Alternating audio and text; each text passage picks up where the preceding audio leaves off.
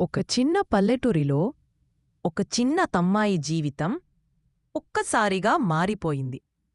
చిన్న పాస్. ఆమె అమ్మకి మస్క్యులర్ డిస్ట్రోఫీ అనే వ్యాధి వచ్చింది.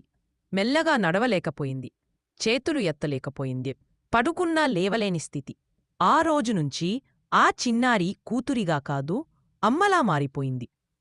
ఉదయం లేవగానే అమ్మకి నీళ్లు ఇస్తుంది, మందులు పెట్టిస్తుంది, తినిపిస్తుంది. ఇంటి పనులన్నీ చూసుకుంటుంది. రాత్రి మళ్ళీ అమ్మ పక్కనే ఉంటుంది. ఇలా 4వ తరగతి నుంచి 9వ తరగతి వరకు ఆమె బాల్యం బాధలోనే గడిచిపోయింది. కాని మనసులో ఒక పెద్ద కలుంది. నేను ఐఏఎస్ అవ్వాలి, నా అమ్మలా బాధపడేవాళ్లకి సహాయం చెయ్యాలి. ఇప్పుడు ఆమె సెనపది కాస్త కష్టమింకా ఉంది.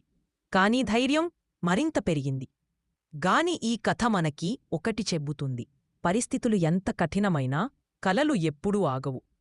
Ending line slow and strong. ఒక్క అమ్మాయి ధైర్యం ఒక కుటుంబానికి వెలుగు. బక్కీ.